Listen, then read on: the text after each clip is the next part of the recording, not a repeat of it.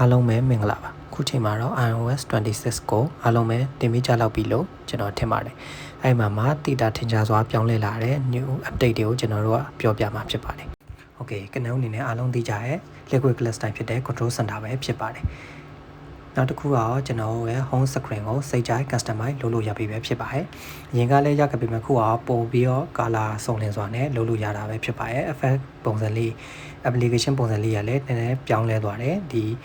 လုံးတဲ့ color လေးရစ light တွေ dark တွေပြီးရင် glass တွေပါရစအကုန်ပြောင်းလဲသွားရဲ။အရောင်လေးရလည်းစိတ်ကြိုက်ပြောင်းလဲလို့ရပြီပဲဖြစ်ပါတယ်။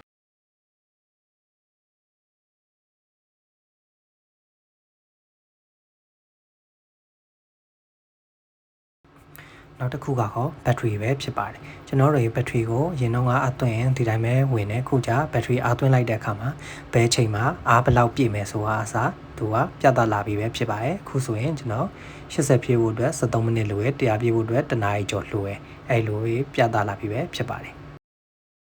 နောက်တစ်ခုကတော့ကျွန်တော်တို့ရဲ့ wallpaper lock screen တွေကိုစိတ်ကြိုက်ကစားလို့ပဲရပြီပဲဖြစ်ပါတယ်ကျွန်တော်တို့ရဲ့ lock screen မှာဆိုရင်ဒီ widget တွေကိုအပေါ်အောက်ကြိတ်တယ်လို့ပြောင်းလို့ရတယ်နာရီကိုလည်းခုလိုမျိုးအတိုးရှိစိတ်ကြိုက်ပုံဖော်လို့ရတယ်စိတ်ကြိုက် customize ကိုစိတ်ကြိုက်အနေထားမှာထားပြီးတော့ပြောင်းလို့ရပြီပဲဖြစ်ပါတယ်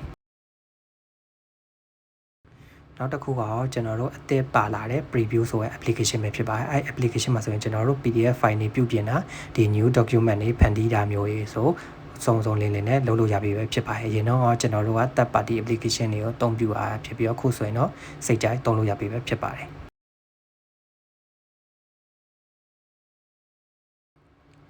နောက်တစ်ခုကတော့ကျွန်တော်တို့ရဲ့ Safari မှာ tab bar ကပုံစံမျိုးလေးနည်းနည်းလေးပြောင်းလဲသွားတယ်ဖြစ်ပါတယ်။အဲ့မှာပုံစံကိုစိတ်ကြိုက်ပြောင်းချင်တာဆိုဒီ setting နဲ့ Safari မှာ tab style မှာစိတ်ကြိုက်ရွေးလို့ရတယ်။ခုဆိုရင်ဘာမှမပါတော့ဘူးကျွန်တော် tab off tab တွေပါဆိုရင်ဒီ setting တွေကနေသွားရတယ်။အကယ်၍အဲ့ဟာကိုထပ်ပြောင်းချင်တယ်ဆိုရင်တော့ဒီအလဲ button မှာနှိပ်လိုက်ရင်တော့ဒီစိတ်ကြိုက်ပြီး